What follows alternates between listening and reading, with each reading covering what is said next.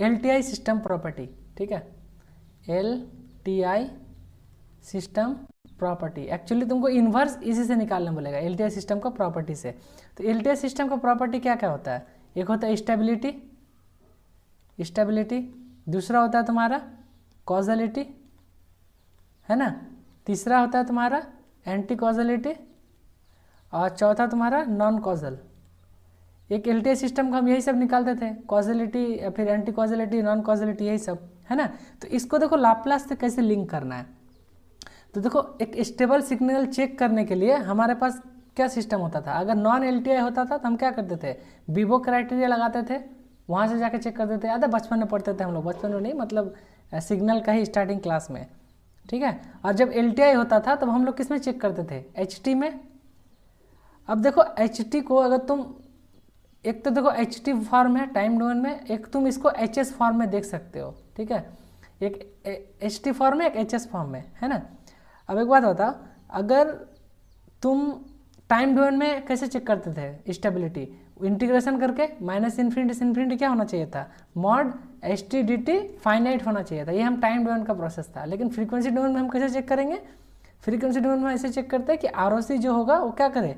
Include, किसको include करना चाहिए इसका स्टेबिलिटी के लिए? ROC include geometric axis. अभी एक क्वेश्चन करवाए थे, है ना। तो अगर तुमको कोई सिस्टम स्टेबल करने बोले तो तुमको कौन सा ROC लेना पड़ेगा? जहाँ पर सिस्टम जियोमेट्रिक एक्सिस को ROC इंक्लूड करे। अगर कॉजलिटी सिस्टम बोले कि find the inverse Laplace transform so that the system is causal, तो उसके लिए कौन सा ROC लेना है? Right of the rightmost pole. Anti causal के लिए left of the leftmost pole, और नॉन कॉजल के लिए स्ट्रिप फॉर्म में। अभी हम लोग इसी में बात किए थे ना थोड़ा देर पहले।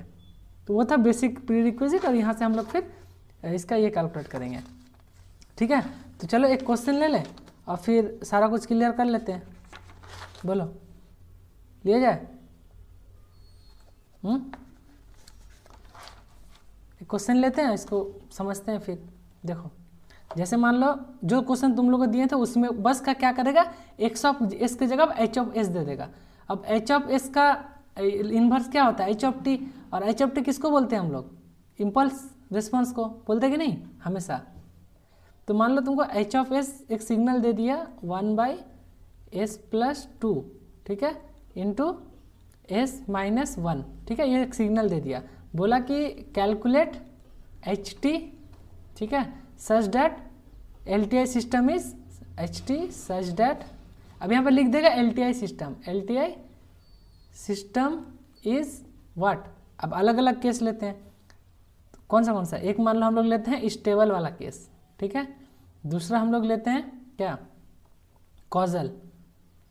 और फिर बोलेगा कि तीसरा निकालो नॉन कॉजल के लिए, चौथा निकालो एंटी कॉजल के लिए, ठीक है। अब हम लोग देखते हैं। अब ये मान लो क्वेश्चन हमको सॉल्व करना है, तो सबसे पहले क्या करोगे? ROC बनाओगे। चलो ROC बना देते हैं। लो ROC बनाओ। ROC बना के तुम क्या करोगे? उसका पोल कैलकुलेट करोगे। तो इसका पोल क्या क्या हो जाएगा? बोलो, S = -2, 1। ये देखो, ये रहा -2, ये रहा 1। अब इसमें कितने रीजन बनेगा? ROC कितना बनेगा? बोलो, कितना रीजन बनेगा ROC का? बताओ। 3 बनेगा। नाम बताओ क्या क्या लिखोगे?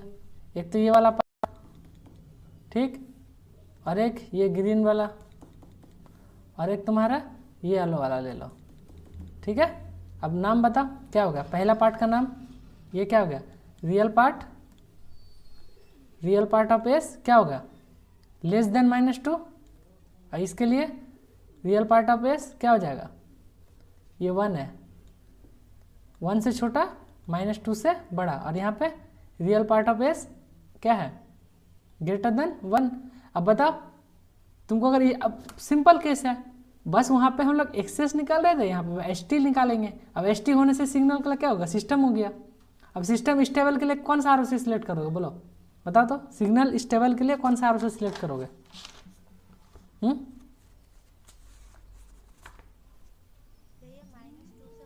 -2 से 1, ग्रेट, ये वाला। कॉजल के लिए 1 से ग्रेटर, और नॉन कॉजल के लिए नॉन कॉजल, एंटी कॉजल नहीं, एंटी कॉजल में होता है -2 से left of the leftmost पोल।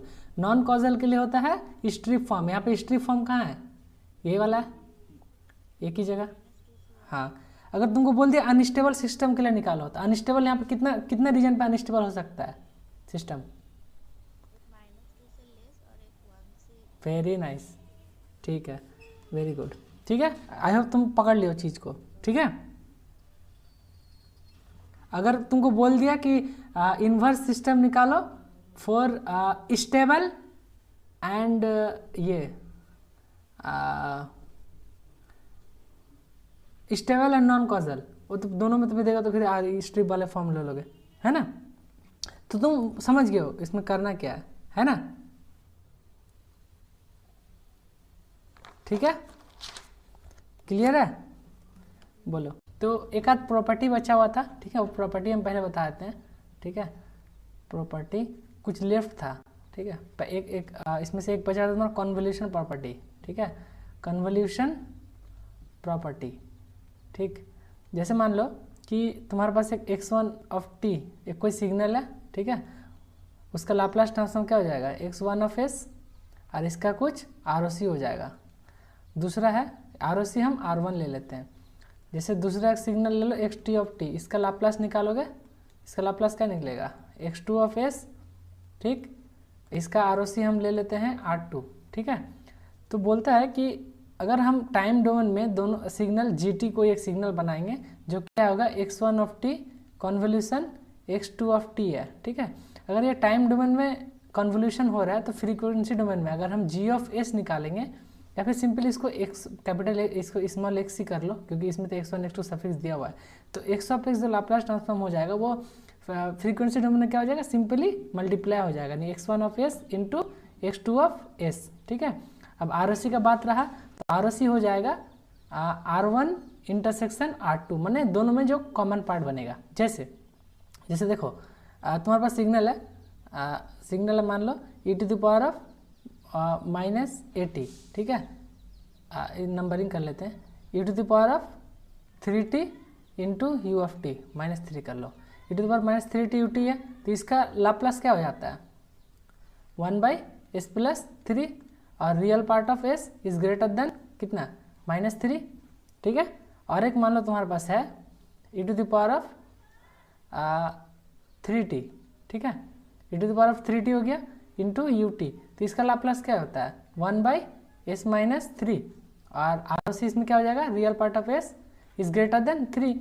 अब तुमको बोल दिया कि तुम इसका ये बताओ, कन्वोल्यूशन बताओ, 3t कन्वोल्यूशन विथ दोनों में ut है, ठीक है, 3t ut convolution with e⁻3t ut, इसका कन्वोल्यूशन बताओ। तो तुम इसका कन्वोल्यूशन कभी कैलकुलेट नहीं कर पाओगे, इतना कम्प्लेक्स आएगा, क्योंकि देखो दो इसका इंटीग्रेशन करना बहुत मुश्किल है टाइम डोमेन में। तो इसको हम लोग क्या करेंगे, सिंपली 1/s + 3 इंटू 1/s - 3, देखो कितना आसान था, आ गया, सिंपल है ना।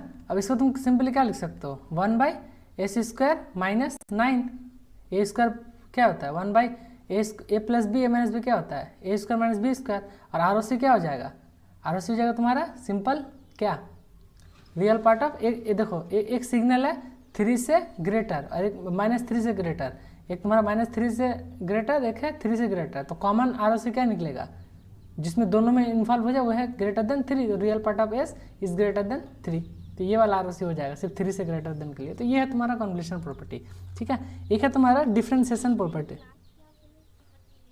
कौन सा, ये लास्ट, देखो देखो एक है तुम्हारा 3 से ग्रेटर, एक है तुम्हारा -3 से ग्रेटर, एक है 3 से ग्रेटर, तो ऐसा कौन सा पार्ट है जो दोनों में आता होगा, तो ग्रेटर देन 3, इसमें देखो ये वाला भी आ रहा है और ऊपर वाला भी आ रहा है, तो ओवरऑल ये क्या हो जाएगा ROC ग्रेटर देन 3 हो जाएगा।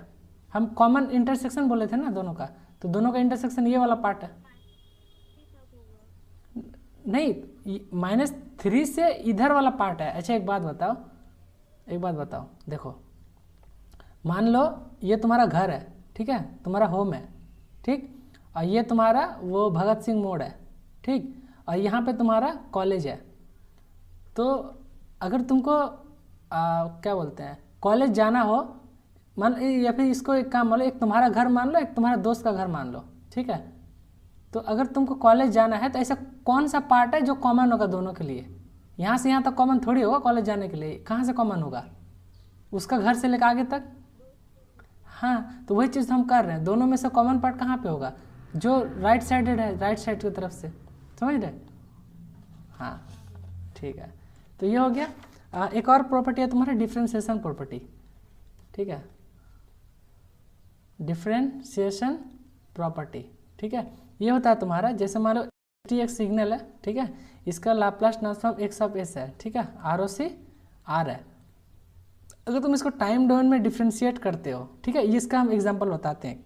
अगर इसका तुम टाइम डोमेन में डिफ्रेंशिएट करते हो D x T by D T, तो तुमको क्या करना है, फ्रीक्वेंसी डोमेन में एक एस लगाना है, इंटू एक्स ऑफ एस कर देना है, एक एक्स्ट्रा एस लगाना है इंटू एक्स ऑफ एस, ठीक है, और आर ओ सी इसमें वही आर हो जाएगा।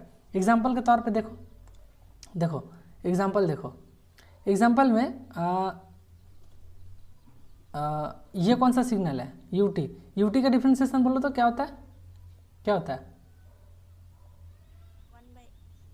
यूटी का क्या होता है? नहीं नहीं नहीं, यूटी का लाप्लास ट्रांसफॉर्म 1/s, ठीक है। अब हम बोल रहे हैं D U T by D T का तुम ये बताओ लाप्लास ट्रांसफॉर्म बताओ, तो सिंपली क्या करोगे, S into x of S into x of S यानी 1/s, ये क्या बन जाएगा, 1 बनेगा ना। हाँ, अब एक बात बताओ, यूटी को डिफ्रेंशिएट करने से क्या बनता है टाइम डोमेन में, डेल टी, पता है ना चीज? जब तुम आर टी को डिफ्रेंशिएट करोगे तो बनेगा यू ऑफ टी, जब यू ऑफ टी को डिफ्रेंशिएट करोगे तो बनेगा डेल ऑफ टी, ये चीज पता है कि नहीं? ये वाला पहले भी बोले कितना बार। तो देखो डेल टी का लाप्लास क्या हो जाता है, डेल टी का लाप्लास क्या होता है, 1, समझ गए, समझ गए, ठीक है। एक होता है तुम्हारा इंटीग्रेशन प्रॉपर्टी, इसके बाद क्या है तुम्हारा इंटीग्रेशन प्रॉपर्टी, इंटीग्रेशन प्रॉपर्टी। देखो इसमें क्या होता है, जैसे मान लो एक्स टी एक कोई सिग्नल है, ठीक है, उसका Laplace transform X of S है, R O C something R है, राइट। अब जब इसको इंटीग्रेट करोगे रनिंग इंटीग्रेटर -∞ से टी तक, ठीक है, एक्सटा डीटा, जब इसको इंटीग्रेट करोगे, ठीक है, एक्स टी सिग्नल को, तो वो क्या हो जाएगा, वो हो जाता है तुम ये किस टाइप का सिग्नल है, ये देखो देख के लग रहा है कि ये कॉन्वोल्यूशन है, किसका, एक्स टी का with convolution with U T, इसको ये ऑपरेटर को ना ये भी बोलते हैं कॉन्वोल्यूशन ऑपरेटर इसको, ठीक है।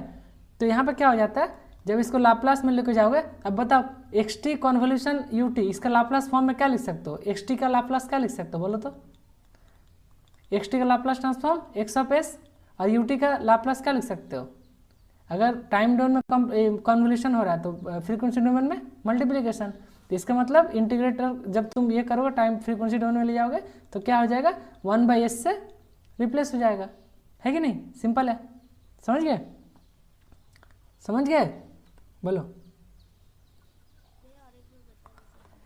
देखो जब तुम इंटीग्रेट करोगे ना, तो इंटीग्रेट डिफ्रेंशिएट किए थे तो एस मल्टीप्लाई हो रहा था एक्स ऑफ एस के साथ, बस इतना याद रखो, जब इंटीग्रेट करोगे तो एक्स ऑफ एस के साथ डिवाइड हो जाएगा, सिंपल है, बस इतना याद रखो। तो देखो यही चीज़ हो रहा था इसमें। अब है तुम्हारा ये